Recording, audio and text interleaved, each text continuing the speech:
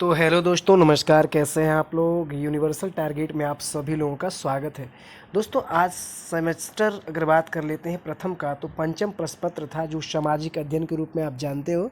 तो यहाँ से क्वेश्चन पूछा गया है और आप आइए देख लेते हैं कौन कौन से आंसर जो कि आप लगा के आए हैं, और यहाँ पे आंसर मैं क्लीन कर दूंगा कि कौन से आंसर किस क्वेश्चन का सही होगा। ठीक है, तो चलिए दोस्तों देखते हैं।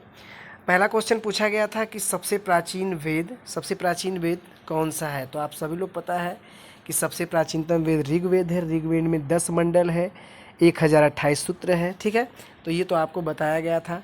आगे क्वेश्चन पूछा गया त्रिपिटक कैसा ग्रंथ है। त्रिपिटक कैसा ग्रंथ है, तो त्रिपिटक एक बौद्ध साहित्य ग्रंथ है। ये आप लोग नोट कर लेंगे, बौद्ध साहित्य ग्रंथ है। यहाँ से क्वेश्चन कभी कभी पूछ लिया जाता है। सूत्र पिटक, विनय पिटक, धम्म पिटक, यहाँ से भी ये त्रिपिटक के भाग हैं। आगे देखते हैं। आदिमानव का मुख्य सहयोगी जानवर था। तो आदिमानव का मुख्य सहयोगी जानवर क्या था, वो था कुत्ता था। ठीक है, आगे देखते हैं। पाषाण काल में मानव का व्यवसाय क्या था। देखिए यहाँ पे थोड़ा सा फंसाने वाली बात ही, बहुत लोग लगाए होंगे कृषि। ठीक है, लेकिन यहाँ पे पूछा गया है पूरा पाषाण काल, यानी पूरा पाषाण का मतलब सबसे पहला। कृषि तो जब नव पाषाण काल में ज़्यादा से ज़्यादा मध्य पाषाण काल में देखा गया था।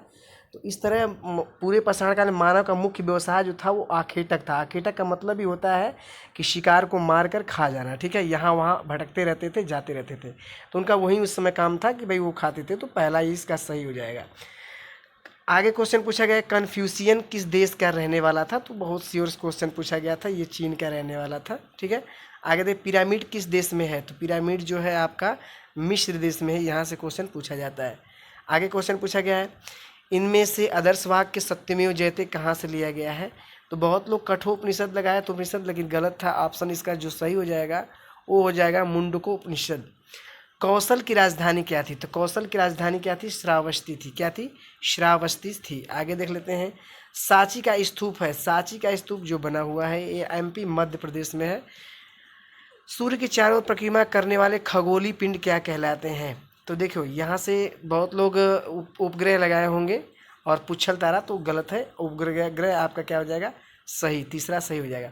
मानचित्र गुप्तरी मैपमा हुई है, इसकी किससे हुई है, मतलब इसका संबंध किससे है। तो ये लैटिन से है। ठीक है, तो यहाँ तक आप लोग मिला लिए होंगे। यहाँ तक आशा करता हूँ कि सभी लोग के क्वेश्चन सही होंगे।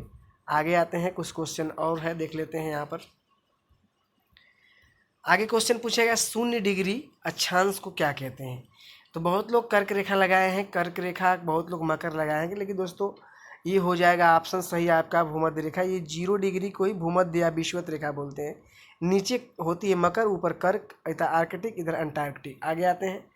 21 जून को सूर्य की किरणें सीधी पड़ती हैं, तो किस पे पड़ती हैं। तो सीधा ऑप्शन यहाँ पे कर्क रेखा। इनमें से भारतीय अर्थशास्त्री कौन है। तो देखिए यहाँ से थोड़ा सा डाउट था, लेकिन क्लियर हो गया है। जेके मेहता आपके सही हैं। ठीक है, जेके मेहता आपके सही हो जाएंगे। आगे देख लेते हैं। इतिहास के अध्ययन में जो स्रोत है, इतिहास के अध्ययन में इनमें से कौन सा स्रोत है। तो भाई साहित्य तो जाहिर है, स्मारक जो है वो भी, और ये उपयुक्त सही भी आपका क्या हो जाएगा, सही हो जाएगा। ठीक है, उपयुक्त आपका सही हो जाएगा। इस तरह एक एक नंबर के जो क्वेश्चन थे हमने बता दिया। और भी कुछ क्वेश्चन पूछे गए हैं अति लघुत्तरी प्रश्न में, देख लेते हैं। पुरातात्विक स्रोत के नाम लिखना था। तो पुरातात्विक स्रोत का नाम आप लिख सकते थे। भौतिक सूत्र भी है, अंगुत्तर निकाय भी है, ऊपर देखने अभिलेख शिलालेख जो आते हैं आपके। ठीक है, तो ये सब आपके ही इतिहास के ही पुरातात्विक स्रोत के नाम से जाना जाता है। अगर वही पुरातात्विक स्रोत का नाम पूछा है तो आपको लिखना पड़ेगा। ठीक है, हर्षचरित किसकी रचना है। तो श्रीहर्ष की रचना है। चीन की दीवार का निर्माता कौन है, शी हंग है। और मम्मी क्या है, तो ये 100 देशों वाला, 100 लोगों का जो मैटर आपको बताया गया था वहाँ से क्वेश्चन पूछ लिया गया है। जैन धर्म के संस्थापक ऋषभदेव को पूछ लिया। अर्थशास्त्र का जनक पूछ दिया गया। तो देखिए अर्थशास्त्र के जनक एडम स्मिथ है, लेकिन अगर कौटिल्य वाला होगा तो अलग की बात है। फिलहाल आगे देख लेते हैं। ग्राम पंचायत के 2 कार्य लिखना था। भाई त्रिस्तरीय पंचायती चुनाव का सबसे छोटा स्तर है ग्राम पंचायत। इसके बारे में 2 कार्य आप बता सकते थे, सिंपल 2 कार्य बता सकते थे गाँव में जो होता रहता है। सड़क यातायात हमें 2 नियम बताना था। सड़क पर आप चलते हो तो 2 नियम आप लिख सकते थे। अक्षांश रेखा किसे कहते हैं। तो अक्षांश रेखा के बारे में लिख सकते हैं कि भाई अक्षांश रेखा की संख्या ये काल्पनिक रेखा है और ये 180 डिग्री ये होती है। आगे देखते हैं। इतिहास की कोई उपयुक्त परिभाषा लिखना था। कुछ भी आप जानते हो तो लिख सकते थे।